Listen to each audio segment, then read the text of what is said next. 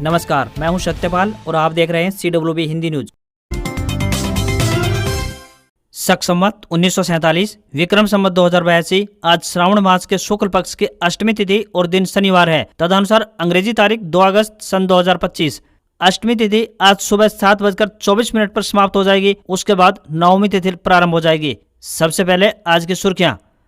Haryana cabinet की नए collector रेटों को मंजूरी। महिलाओं को 2100 रुपए प्रति महीने देने का रजिस्ट्रेशन जल्द शुरू होगा। पेंशनर्स को 10,000 रुपए मासिक भत्ता मिलेगा। 19 किलो वाला गैस सिलेंडर 34 रुपए 50 पैसे तक सस्ता हुआ। हवाई यात्रा महंगी हो सकती है। 1 अगस्त से UPI के नए नियम लागू।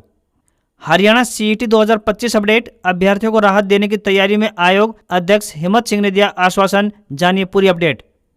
दक्षिण हरियाणा के रेवाड़ी में रबी फसल नुकसान पर 19 करोड़ 92 लाख रुपए मंजूर। प्रति एकड़ 9,000 रुपए का मुआवजा मिला। किसानों ने कहा 35,000 रुपए मांगे थे, बहुत कम मिला। हरियाणा में लागू हुई UPS पेंशन योजना। विरोध में आए कर्मचारी संगठन, बोले राजस्थान, छत्तीसगढ़, झारखंड की तरह OPS लागू करें। कर्मचारियों के लिए हरियाणा कैबिनेट के 3 फैसले। ग्रुप B नियमों में संशोधन किया। नए पद शामिल। उप निदेशक भर्ती में अब UGC नेट जरूरी नहीं। हरियाणा में किसानों को मिलेगा 52 करोड़ रुपए का मुआवजा। रबी फसलों में पहुंचा था नुकसान साल 2024 में।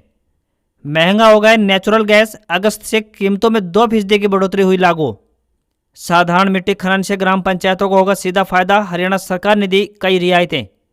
सोनीपत में 5 अगस्त को राज्य स्तरीय रोजगार मेला लगेगा। 20 बड़ी कंपनियां देंगी नौकरी के मौके। 18 से 35 वर्ष के युवा ले सकेंगे भाग। सरकारी नौकरी अपडेट। IBPS ने 10,277 पदों पर निकाली भर्ती। आवेदन हुए शुरू। ग्रेजुएट्स कर सकते हैं अप्लाई। रेल यात्रियों की बढ़ेगी परेशानी। अगस्त महीने में रद्द रहेंगी 8 ट्रेनें। रूट डाइवर्ट से चलेंगी कई ट्रेनें। जानिए पूरी अपडेट। हरियाणा में 2 अगस्त से खेल महाकुंभ का आयोजन। 26 खेलों में हजारों खिलाड़ी लगाएंगे पदक पर निशाना। मानेसर निगम में घमासान के बीच चुनाव का ऐलान। राव वर्सेज राव के बीच सियासी खेल। 12 पार्षद नेपाल भेजे गए। अधिकारियों की छुट्टियों पर लगी रोक। सरकारी नौकरी अपडेट। रेलवे में 3,115 पदों पर भर्ती का नोटिफिकेशन जारी हुआ। 14 अगस्त से शुरू होंगे आवेदन। फीस 100 रुपए। अंबाला एयरपोर्ट उद्घाटन को तैयार। रक्षा मंत्री राजनाथ सिंह करेंगे शुभारंभ। अयोध्या, लखनऊ, जम्मू, श्रीनगर के लिए उड़ानें शुरू होंगी। अब 7 अगस्त से लगेगा ट्रंप का टैरिफ। भारत पर 1 अगस्त से 25% टैरिफ लागू होना था। इससे अमेरिकी बाजार में भारतीय सामान महंगे होंगे। डोनाल्ड ट्रंप ने रूस के पास 2 न्यूक्लियर पनडुब्बियां तैनात की। गंभीर परिणाम भुगतने की धमकी दी। पूर्व रूसी राष्ट्रपति के भड़काऊ बयानों के जवाब में फैसला लिया।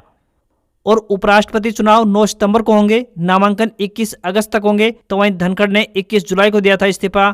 और अब खबरें विस्तार से।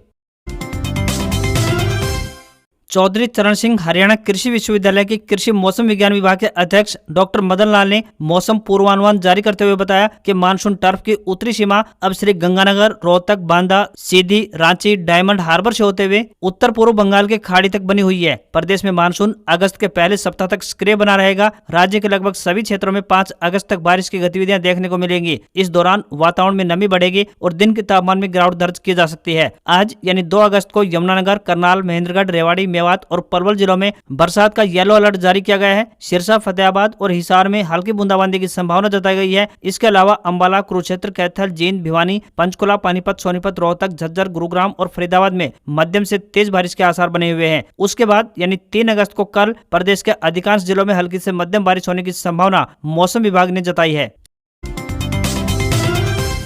हरियाणा में एकीकृत पेंशन योजना यानी UPS लागू कर दी गई है। हालांकि कर्मचारी संगठनों ने इसका विरोध किया है। अखिल भारतीय राज्य कर्मचारी महासंघ राष्ट्रीय अध्यक्ष सुभाष लांबा ने बताया कि OPS कर्मचारियों की लाइफलाइन है और इससे हासिल करने के लिए व्यापक एकता के साथ राष्ट्रीय स्तर पर आंदोलन तेज किया जाएगा। उन्होंने सवाल किया कि 1 नेशन 1 इलेक्शन के पैरोकार 1 नेशन 1 पेंशन पर चुप क्यों हैं। उन्होंने कहा कि हरियाणा सरकार ने इससे सबक लेना चाहिए और 1 अगस्त से UPS लागू करने के बजाय राजस्थान, छत्तीसगढ़ व झारखंड की तरह OPS लागू करने का फैसला करना चाहिए। हरियाणा के पूर्व मुख्यमंत्री भूपेंद्र सिंह हुड्डा समेत विपक्ष के नेताओं और पुरानी पेंशन बहाली संघर्ष समिति के विरोध के बावजूद सरकार राज्य में एकीकृत पेंशन योजना लागू करने पर सरकार का कड़ा रुख कायम है। पुरानी पेंशन नीति लागू करने की मांग को खारिज करते हुए हरियाणा सरकार की ओर से मंत्रिमंडल में लिए गए एकीकृत पेंशन योजना लागू करने के फैसले की 8 जुलाई को नोटिफिकेशन जारी किया जा चुका है। हरियाणा में विभिन्न सरकारी विभागों में तैनात कर्मचारी अब केंद्र सरकार के कर्मचारियों की तर्ज पर 1 अगस्त से एकीकृत पेंशन योजना का विकल्प चुन सकेंगे। होंगे। यह उनकी मर्जी होगी कि वह राष्ट्रीय पेंशन प्रणाली यानी एनपीएस चुनते हैं या फिर यूपीएस। हालांकि बोर्ड निगमों, सार्वजनिक उपक्रमों और विश्वविद्यालयों के कर्मचारियों को अभी यूपीएस के लिए इंतजार करना होगा।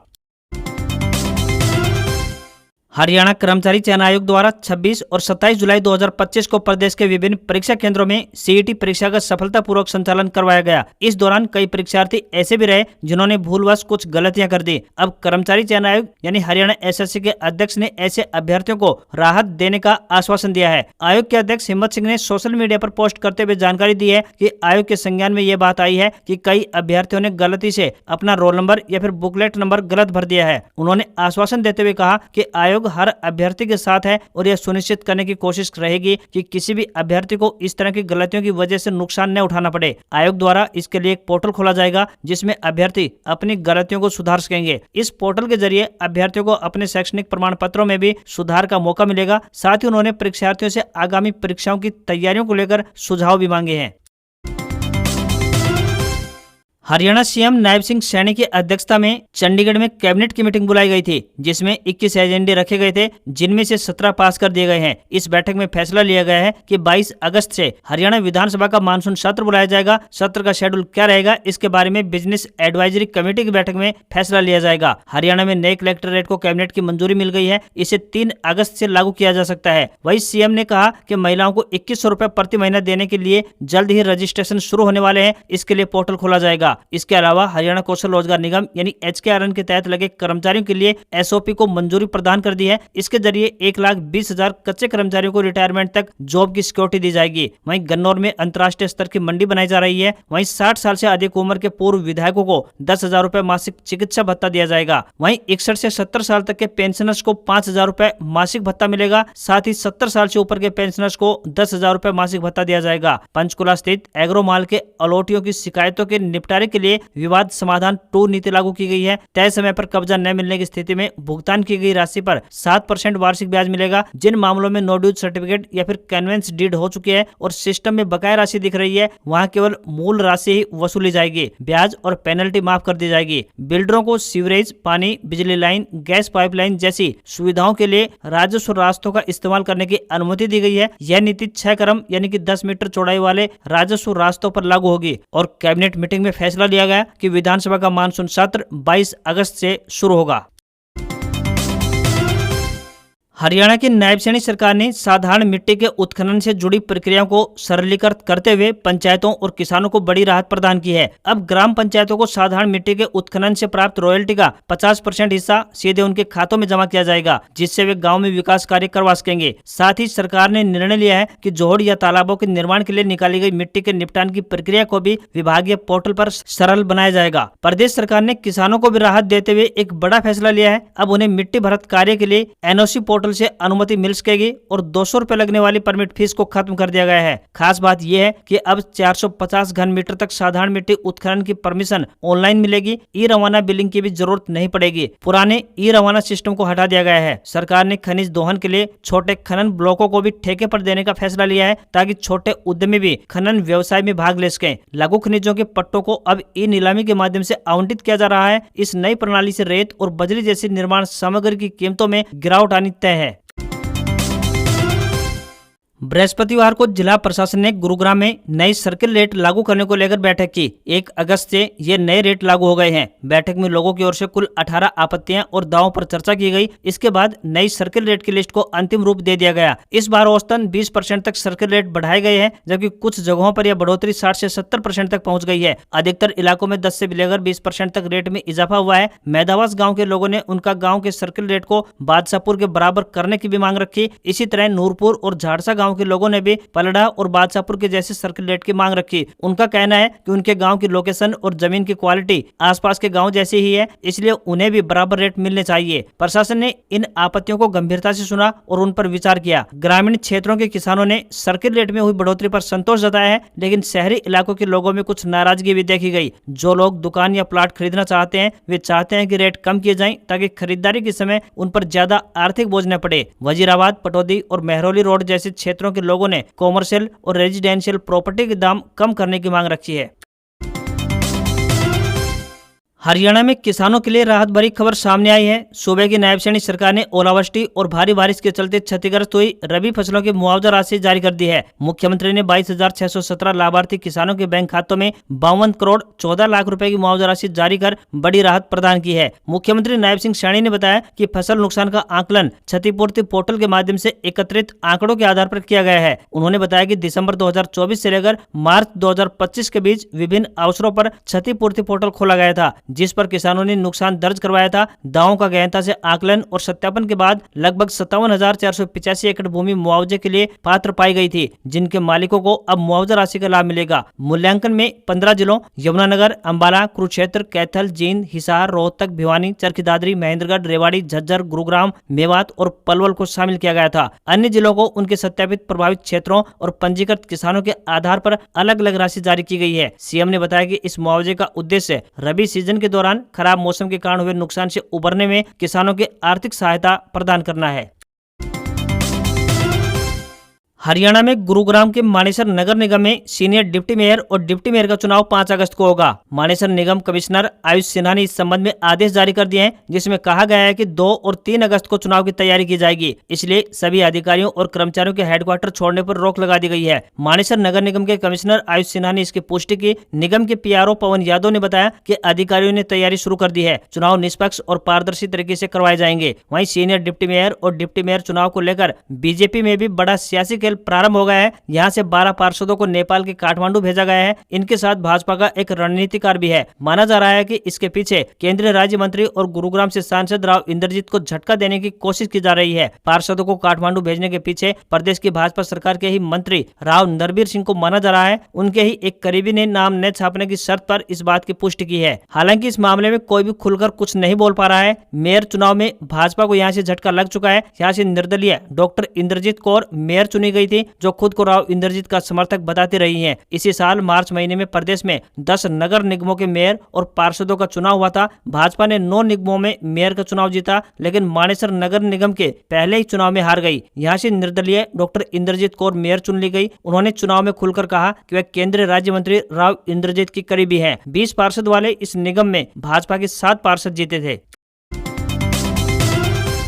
हरियाणा में रेल यात्रियों की परेशानी बढ़ाने वाली खबर सामने आई है। भारतीय रेलवे ने जानकारी देते हुए कहा कि रेवाड़ी नारनौल स्टेशन के बीच इंटरलॉकिंग कार्य किया जाएगा, जिसके चलते 1 महीने तक 8 ट्रेनें रद्द रहेंगी, जबकि कुछ ट्रेनों को रूट डाइवर्ट से संचालित किया जाएगा। 1 अगस्त से शुरू हो रहे इस कार्य के चलते इस रूट पर ट्रेन सेवाएं काफी प्रभावित रहेंगी। रद्द ट्रेनों की सूची के बारे में बताएं तो train number 19,619 Phulera Rewari express train 1 से 27 अगस्त तक रद्द रहेगी। वहीं train number 19,622 Rewari Phulera express rail सेवा 2 से 28 अगस्त तक रद्द रहने वाली है। वहीं ट्रेन नंबर 14,705 भिवानी डेरका बालाजी 20 से 27 अगस्त तक तथा ट्रेन नंबर 14,706 डेरका बालाजी जयपुर भिवानी एक्सप्रेस 20 से 27 अगस्त तक रद्द रहेगी। वहीं train number 19,620 Rewari Phulera train 20 से 27 अगस्त तक तथा ट्रेन नंबर 19,621 फुलेरा से रेवाड़ी एक्सप्रेस 20 से 27 अगस्त तक 8 ट्रिप रद्द रहेंगी। ट्रेन नंबर 19,617 मदार रेवाड़ी एक्सप्रेस भी 20 से 27 अगस्त तक 8 ट्रिप तथा ट्रेन नंबर 19,618 20 से 27 अगस्त तक रद्द रहेगी। Train number 14,087 Delhi Jaisalmer train 1 से 27 अगस्त तक रेवाड़ी अलवर जयपुर फुलेरा मार्ग से चलेगी। तो ट्रेन नंबर 14,087 व 88 रुणीचा एक्सप्रेस तथा train number 22,452 Chandigarh Bandra terminal rail सेवा 3 अगस्त 6 अगस्त 10 अगस्त 13 अगस्त 17 अगस्त 20 व 27 अगस्त को चंडीगढ़ से रेवाड़ी अलवर जयपुर होते हुए अपने गंतव्य स्थान की ओर बढ़ेगी। हर महीने की पहली तारीख को देश भर में कुछ अहम बदलाव लागू होते हैं। इस बार अगस्त की शुरुआत में घरेलू नेचुरल गैस की कीमतों में बढ़ोतरी देखने को मिली है। अगस्त 2025 के लिए इसकी नई कीमत $7.02 प्रति मिलियन ब्रिटिश थर्मल यूनिट तय की गई है, जो पिछले महीने यानी जुलाई में $6.89 प्रति मिलियन ब्रिटिश थर्मल यूनिट थी। इस तरह तकरीबन 2% की बढ़ोतरी दर्ज की गई है। ग्लोबल एनर्जी मार्केट की स्थिति और देश में बढ़ती डिमांड को ध्यान में रखते हुए ये फैसला लिया गया है। इस बढ़ोतरी का असर उन कंपनियों पर साफ तौर पर पड़ेगा जो घरेलू गैस का उत्पादन और वितरण करती हैं। साथ ही सिटी गैस डिस्ट्रीब्यूशन कंपनियों और अन्य उद्योगों की लागत भी बढ़ सकती है। इससे सीएनजी और पीएनजी की कीमतों में बढ़ोतरी हो सकती है, जिसका सीधा असर आम उपभोक्ताओं पर पड़ेगा, खासकर उन पर जो वाहन ईंधन के रूप में सीएनजी और घरेलू उपयोग के लिए पीएनजी का इस्तेमाल करते हैं। ईस्टर्न रेलवे में अप्रेंटिस के 3000 से ज्यादा पदों पर भर्ती निकली है। इस भर्ती के अंतर्गत fitter, welder, carpenter, painter, Turner, electrician, wireman, machinist समेत विभिन्न ट्रेड्स में भर्तियां की जाएंगी। आवेदन शुरू होने के बाद उम्मीदवार ऑफिशियल वेबसाइट rrcer.org पर जाकर आवेदन कर पाएंगे। एजुकेशनल क्वालिफिकेशन की बात करें तो कम से कम 50% अंकों के साथ 10वीं पास होनी चाहिए। तो वहीं एनसीवीटी या एससीवीटी द्वारा मान्यता प्राप्त संस्थान से ITI की डिग्री होनी चाहिए। एज लिमिट की बात करें तो न्यूनतम 15 साल और अधिकतम 24 साल तय की गई है। फीस की बात करें तो जनरल और ओबीसी के लिए 100 रुपए लगेगी। तो वहीं SC, ST, PWD व महिलाओं के लिए निःशुल्क रहेगा। ओबीसी के लिए एज में 3 साल की छूट रहेगी। SC, ST के लिए 5 साल की छूट, दिव्यांग के लिए 10 साल की छूट तय की गई है। अंतिम तिथि 13 सितंबर 2025 है। Institute of banking personal selection यानी IBPS ने क्लार्क कैडर में कस्टमर सर्विस एसोसिएट्स की भर्ती निकाली है। उम्मीदवार ऑफिशियल वेबसाइट ibps.in पर जाकर आवेदन कर सकते हैं। एजुकेशनल क्वालिफिकेशन की बात करें तो किसी भी स्ट्रीम से ग्रेजुएशन की डिग्री होनी चाहिए। साथ ही कंप्यूटर नॉलेज का सर्टिफिकेट, डिप्लोमा या डिग्री होनी चाहिए। एज लिमिट न्यूनतम 20 साल, अधिकतम 28 साल है। SC व ST के लिए 5 साल की छूट रहेगी। OBC के लिए 3 साल की छूट और दिव्यांगजनों के लिए एज में 10 साल की छूट दी गई है। सैलरी 24,050 से लेकर 64,480 रुपए प्रतिमाह मिलेगी। फीस जनरल, OBC और EWS के लिए 850 रुपए, SC, ST और फिजिकल हैंडीकैप्ड के लिए 175 रुपए तय की गई है। सिलेक्शन प्रोसेस की बात करें तो प्रीलिम्स एग्जाम और मेंस एग्जाम के द्वारा किया जाएगा। ऑफिशियल वेबसाइट ibps.in पर जाकर अप्लाई कर सकते हैं। लास्ट डेट 21 अगस्त है।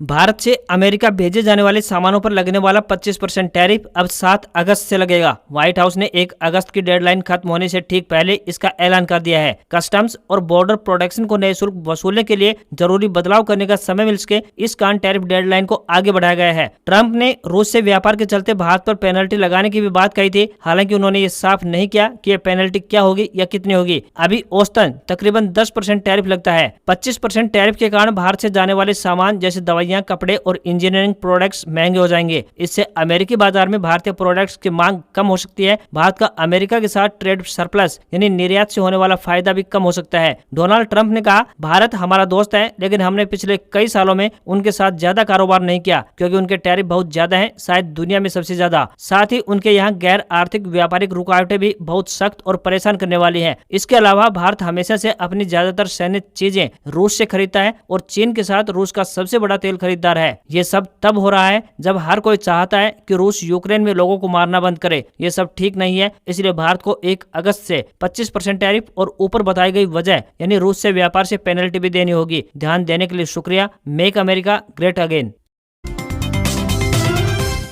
Honda motorcycle and scooter India ने भारतीय बाजार में 2 नई बाइक होंडा CB125 हॉर्नेट और शाइन 100 DX लॉन्च कर दी है। CB125 हॉर्नेट की कीमत की बात करें तो 1,12,000 रुपए एक शोरूम और शाइन 100 DX की कीमत की बात करें तो 74,959 रुपए एक शोरूम रखी गई है। दोनों बाइक्स 1 अगस्त 2025 से बुकिंग के लिए उपलब्ध हो गई है। CB125 hornet 125cc sport bike segment में TVS raider 125, Bajaj Pulsar NS 125 और हीरो एक्सट्रीम 125 R को टक्कर देती हुई दिखाई देगी। वहीं शाइन 100 DX का मुकाबला बजाज प्लेटिना 100 और हीरो HF डिलक्स प्रो से होगा। CB125 हॉर्नेट को स्पोर्ट और एग्रेसिव डिजाइन दिया गया है। बाइक में 17 इंच अलॉय व्हील्स के साथ ट्यूबलेस टायर्स दिए गए हैं जो ग्रिप और सेफ्टी बढ़ाते हैं। होंडा CB125 में 123.94 सीसी का 4 स्ट्रोक इंजन दिया गया है। बाइक 0 से 60 किलोमीटर प्रति घंटा की स्पीड 5.4 सेकंड में हासिल कर सकती है। इसका इंजन 5 स्पीड गियर बॉक्स के साथ आता है। शाइन 100 DX को क्लासिक लुक के प्रीमियम डिजाइन दिया गया है।